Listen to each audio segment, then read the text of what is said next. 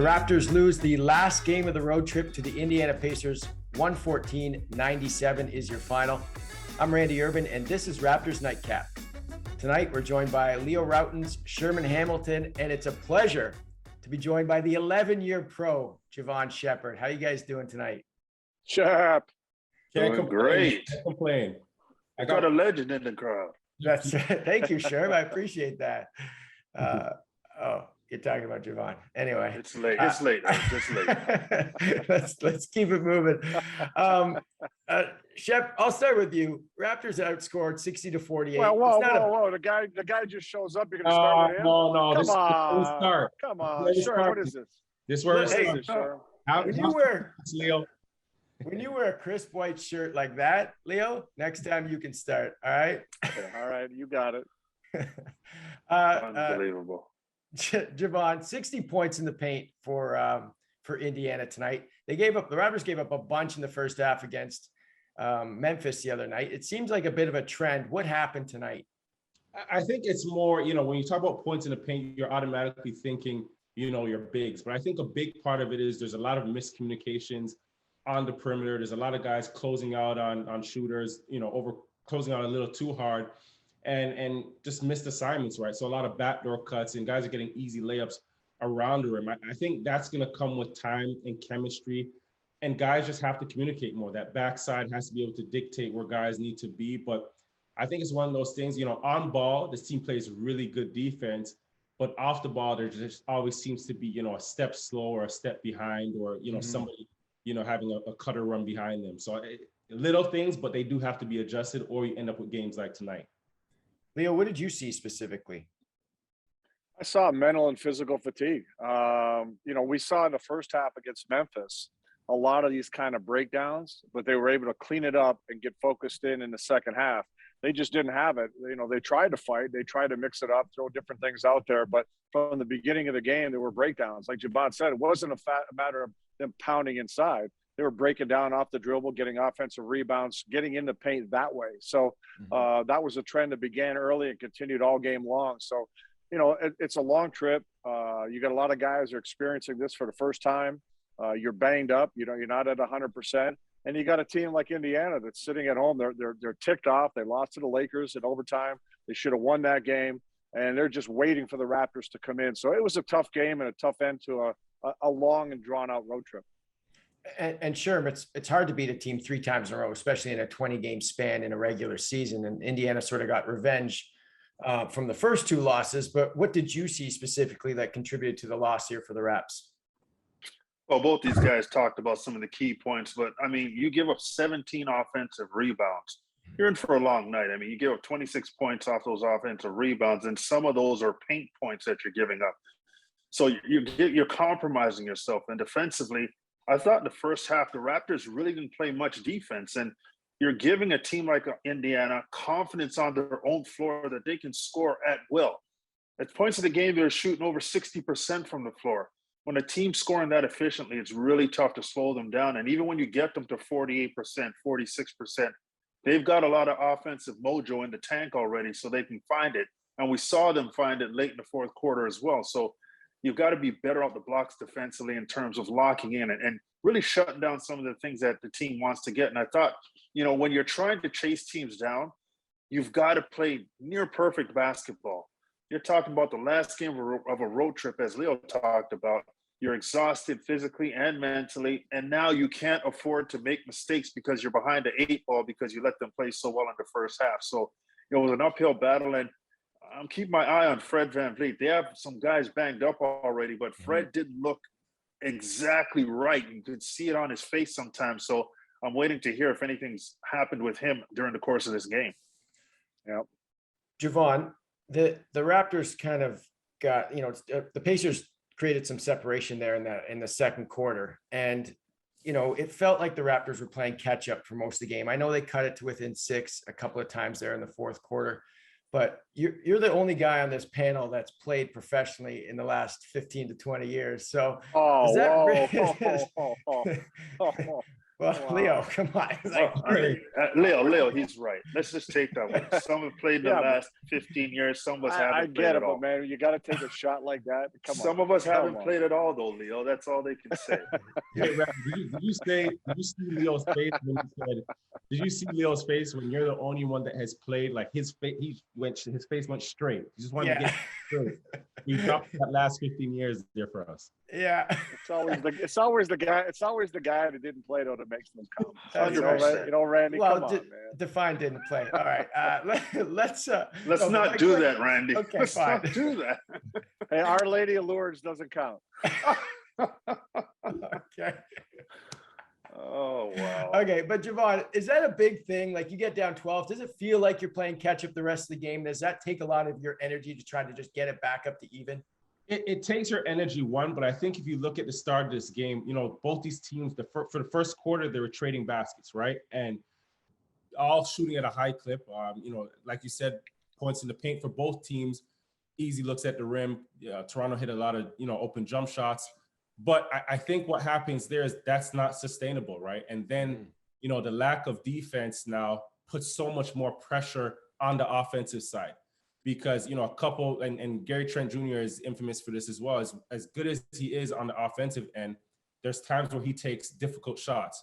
What does that do? That allows leak outs and guys getting, you know, Indiana getting easy buckets on the other end. So I think, you know, there's that side of it. And then, you know, you just have to get more of a rhythm going, right? Like you have to find ways to get easy baskets.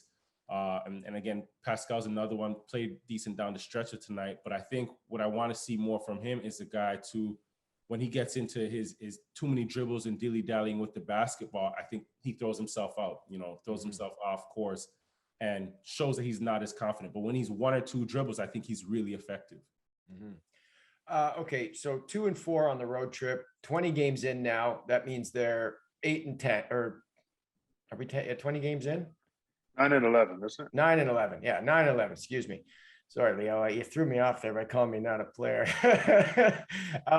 So let's assess this quarter mark here for the season. Leo, what are your thoughts?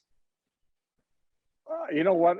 It's pretty much what you should be expecting. You know, coming into this, I said there's going to be, you know, there's a lot of expectation, right? There's a lot of guys. Okay, OG's start off playing good. Is he going to be able to sustain it, stay healthy? Pascal Siakam, how is he going to come back from his injury? Is Fred going to be able to play at an all-star level every game? How's Scotty Barnes going to develop and play? Banter. You go down the list. Achua, new role. How's he going to do? Cam Birch. And look at what's happening, right? You're asking, there's a lot of things that have to come together for things to just go up and consistently go up. And you add in all the injuries and what's happened. And this is the way it's going to be until you're healthy and you get everybody playing consistently. So there's going to be ups, there's going to be downs. And all Nick Nurse is trying to do right now is limit the downs, keep trying to build with whoever you have. And, you know, at some point in time, things could go really well, maybe surprisingly well. But if you're not prepared and you don't get healthy and guys don't, say, live up to expectations, it can go south as well. So going into the season, that's what we're looking at. And so far it's playing out that way. So give me a quick grade, A, B, or C then, Leo. Based on everything, especially when you count with the injuries, I'd say it's a C plus. You know, because again, this team can't absorb a lot of the injuries that you're talking about, right? And then again, you got Pascal Siakam coming back. You know, different things like that come into play. So it's very difficult for a team to get through that. So you're going to take your lumps, period, and you just got to get through it. Sherman, what grade do you give them for the first 20? And then for the next 20, what are you excited about and what are you cautious about? Well, I think, looking at a 9 and 11 record, which could have easily been 10 and 10 at this point, I'm pretty happy with where they are based on what's gone on. As Leo pointed out, a lot of injuries, guys coming back, how are they going to work out? And they're still not healthy. So right now, being 9 and 11 is pretty fair for everything that they've gone through and having a 6-game road trip under their belt. So I'm okay with that. I agree with that C+ grade. And I also think it's interesting because they haven't been very good at home.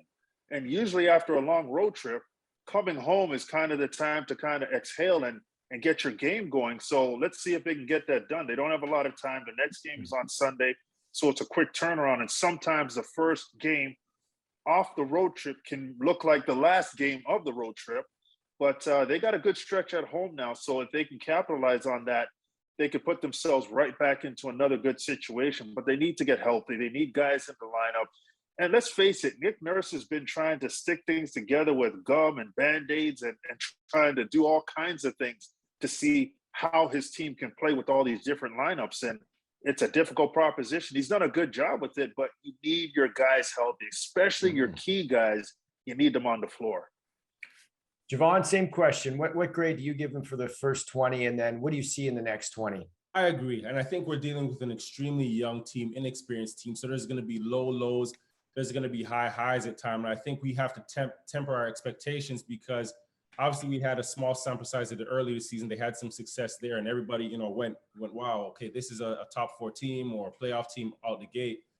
We have to really think about it. Young team, injuries. This is a growing team. And let's face it, there's no superstar talent on this unit. Everybody, plays an even keel. They just have to do everything by committee.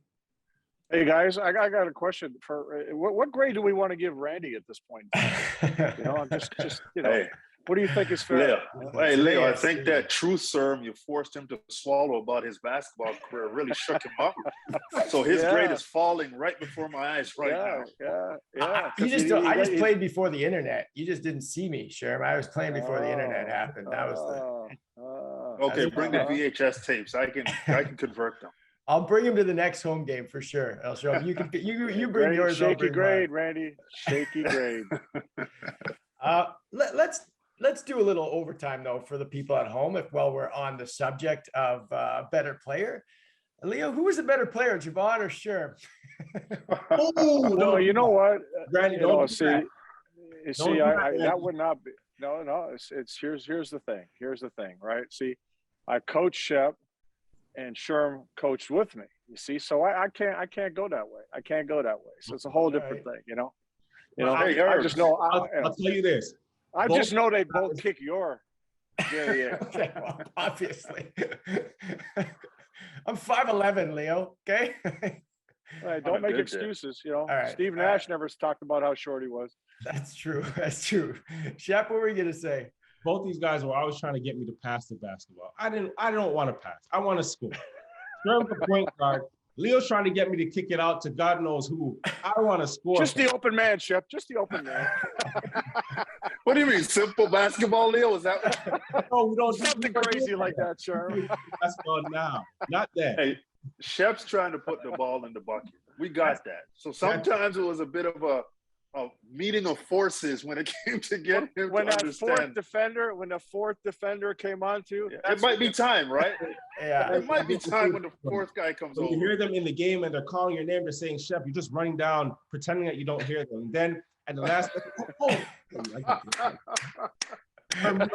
done, Shep. Hey, Well at done. least you're honest about it. Now he is, Leo. Back then, Yeah, now. he was acting all aloof. Okay. Yeah. Now the Sherman, then Jevohn in his prime, Leo in his prime. Who's winning one-on-one? That's a ridiculous question, Randy. Come on, man. Again, you're really out on that one. you're barking up the wrong tree, Herbs. See, when you make a talent leave, you failed as a host. Yep. Are you sure? Isn't that I'm good? completely sure. It's not good. All right. We've been trying to get the host to leave. We all know Leo's the greatest You're player. out. You're out, Randy. Go. We all know Leo's the greatest player to ever be on this panel. And it's just a joy to have him on the show every night. And I appreciate you guys, all of you guys, doing this show with me tonight and indulging me in my basketball knowledge. Next game for the Raptors is Sunday night, 6 p.m. Why are you laughing, sure? 6 I don't p.m. know what you just said right there. Just wrap the show up. Get off there. 6 p.m.